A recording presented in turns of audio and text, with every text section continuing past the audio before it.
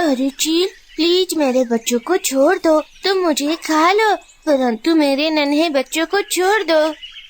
अरे रे, तुम चिंता मत करो, मैं तुम्हें भी खाऊंगी, परंतु पहले तो मैं तुम्हारे नन्हे बच्चों का स्वादिष्ट मांस खाऊंगी।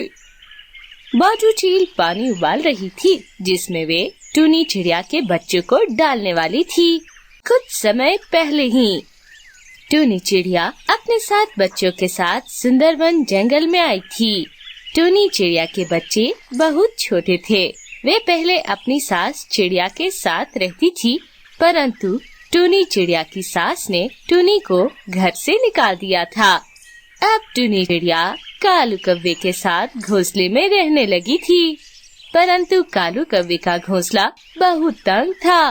टूनी चिड़िया अपने बच्चों के साथ मुश्किल से रह रही थी, परंतु टूनी चिड़िया रोज ही काम पर जाती थी और अपना एक घर भी बना रही थी। टूनी चिड़िया घर बनाने का काम जानती थी, तभी टूनी चिड़िया का घर काफी जल्दी बन रहा था।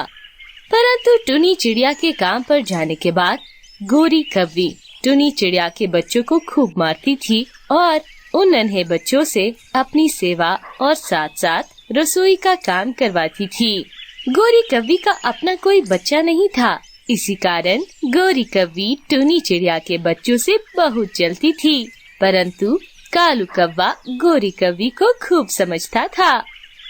अरे गोरी, तुम क्यों इन बच्चों पर इतना अत्याचार करती हो? टूनी अपना घर बना रही है, कुछ ही समय बाद वह यहाँ से वापस चली जाएगी, परंतु ऊपर वाला इस तरह तुम्हें कभी औलाद नहीं देगा।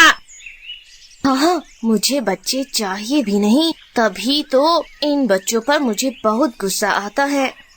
ये कहकर गोरी कौवी फिर से टूनी चिड़िया के बच्चों को मारने लगती है।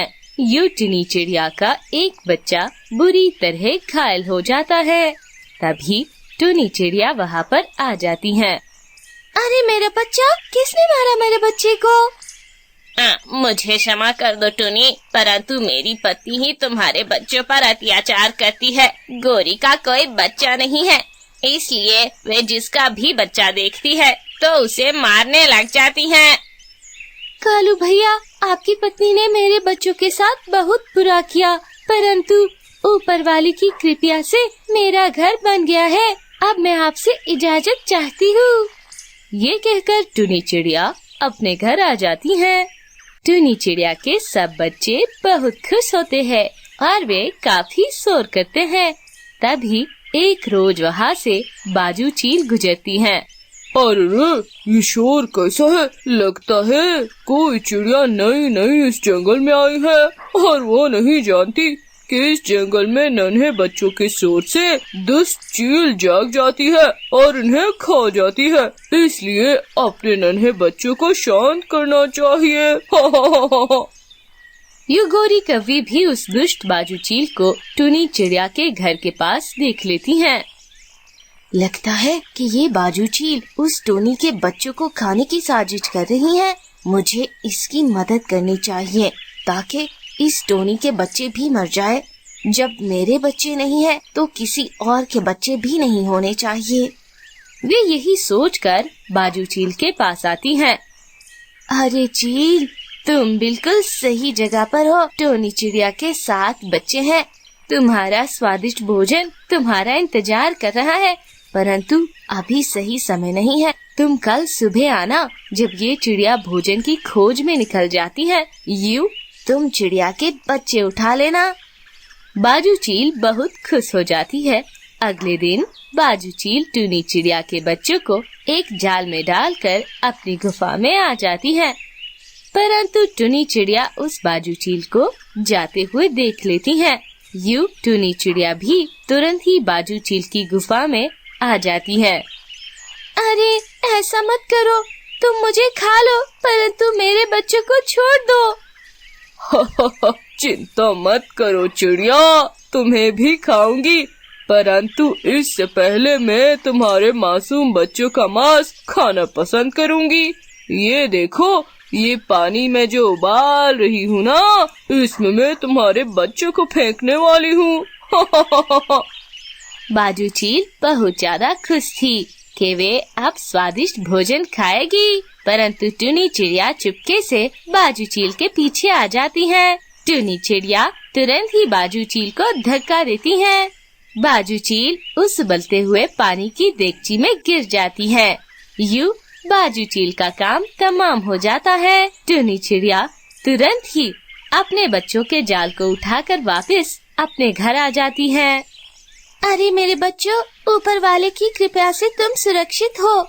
यूं टुनी चिड़िया अपने बच्चों को प्यार करती है, परंतु वही दूसरी ओर कालू कौवा दूसरी शादी कर लेता है और गोरी कौवी को अपने घोंसले से निकाल देता है। यूं गोरी कौवी को अपने किए की सजा मिल जाती है, क्योंकि गोरी कौवी टुनी चिड़िया से जलती थी। अब गोरी कौवी अकेली ही जंगल में भटकती रहती थी। टुनी चिड़िया अपनी बेटी गुड़िया चिड़िया के साथ खेत में बीज बो रही थी। तभी कालू कौवा और गोरी कौवी उनकी ओर आते हैं। अरे चिड़िया, ये बीज तुम्हें कहाँ से मिले हैं? तुम्हारे पास तो पैसे भी नहीं थे, परंतु अचानक से इतने ज्यादा बीज कहाँ से आए? कालू, ये बीज अंडों के हैं। देखना, कुछ ही समय बाद मेरे खेत में अंडों के पौधे होंगे। इस बात पर गोरी कौवी और कालू कौवा उसका मजाक उड़ाने लगते हैं। बेचारी चिड़िया, लगता है गरीबी ने तुम्हें पागल कर दिया है, तभी तुम ऐसी बहकी बहकी बातें कर रही हो। भला अंडों के भी पौधे होते हैं। और फिर गोरी कौवी और कालू कौवा वापस चले जाते हैं, परंतु अब टुनी चिड़िया अपने खेत को पानी दे देती है और खेत की खूब देखभाल करती है, जिसकी वजह से टुनी चिड़िया के खेत में पौधे उगने लगते हैं। मम्मा, लगता है अब समय आ गया है। हमारे खेत में कुछ समय बाद ही अंडों के पौधे होंगे। हाँ बेटा, ये तो मेरे नेक काम के फल है जो मुझे मिला था। ये कुछ समय बाद ही टुनी चिड़िया के खेत में अंडे के पौधे लग जाते हैं। ये देखकर टुनी चिड़िया और बेटी चिड़िया बहुत खुश हो जाती हैं। परंतु कालू कौवा और गोरी कौवी भी ये खेत देख लेते हैं। अरे, मुझे तो विश्वास नहीं हो रहा, परंतु ये कैसे हो सकता है? चलो चलो टुनी से ही पूछते हैं। यूं कालू कौवा और गोरी कौवी टुनी चिड़िया की ओर जाते हैं। देखा कालू भैया, तुमने मेरा खूब मजाक उड़ाया, परंतु अब खुद ही देख लो, मेरे खेत में ये सफेद अंडे कितने सुंदर लग रहे हैं। परंतु अब मैं शहर जाकर इन्हें बेचा करूंगी। क्षमा कर दो चिड़िया, हम दोनों ने तुम पर विश्वास नहीं किया, परंतु ये सब कैसे हुआ? यूं टुनी चिड़िया उन्हें सारी बात बता देती है। टुनी चिड़िया कुछ रोज पहले ही भोजन की खोज में दूसरे जंगल चली गई थी, जब टुनी चिड़िया की नजर एक चील के बच्चे पर पड़ गई। अरे मुझे बचाओ, मुझे बचाओ। अरे, ये आवाज तो किसी चील की है। अरे क्या, ये तो नन्हा चील है, इसके पंख में तो कांटा छुपा है। ये टुनी चिड़िया उस नन्हे चील के पंख से कांटा निकाल देती है, परंतु उसी समय वे बाजू चील वहाँ पर आ जाती हैं। अरे ओ चिड़िया, तुमने मेरे नन्हे बच्चे को मारा है ना, तभी इसका पंख घायल हुआ है ना। परंतु ये सुनते ही नन्हा चील अपनी माँ बाजू चील को सारी बात बता देता है। यूं वो बाजू चील टुनी चिड़िया का धन्यवाद करती है। तुमने मेरे बच्चे की जान बचाई है। मैं एक जादुई चील हूँ और इसी जंगल की रानी हूँ। मैं तुम्हारी हर इच्छा पूरी कर सकती हूँ। बताओ बताओ, तुम्हें क्या चाहिए?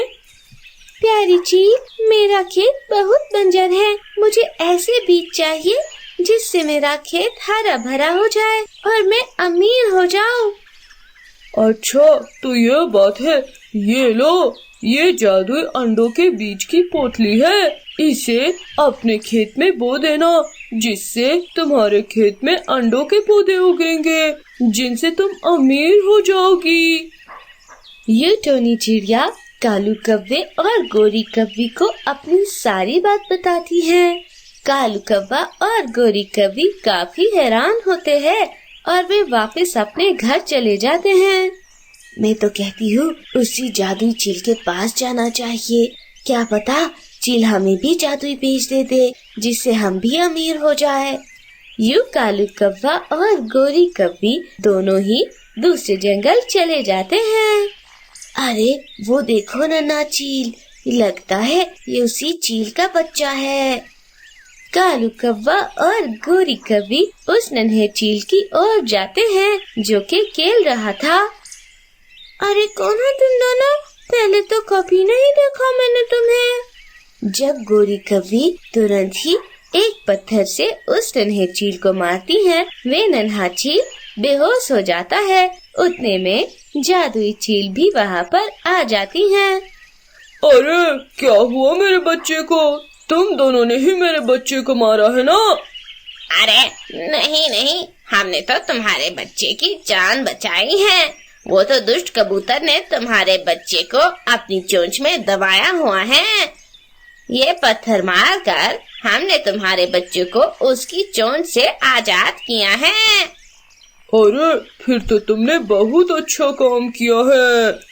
यूं कालू कव्वा और गोरी कव्वी खुश हो जाते हैं कि बाजू चील उन्हें भी इनाम देगी। परंतु तभी नन्हे चील को होश आ जाता है और नन्हा चील सारी बात अपनी माँ को बता देता है। कालू कव्वा और गोरी कव्वी बहुत डर जाते हैं, परंतु जादुई चील को बहुत गुस्सा आता है और वे एक मंत्र पढ़कर उन दोनों कव्वों को अपने जाल में कैद कर लेती हैं। यूं कालू कव्वे और गोरी कव्वी को अपने झूठ की सजा मिल जाती है।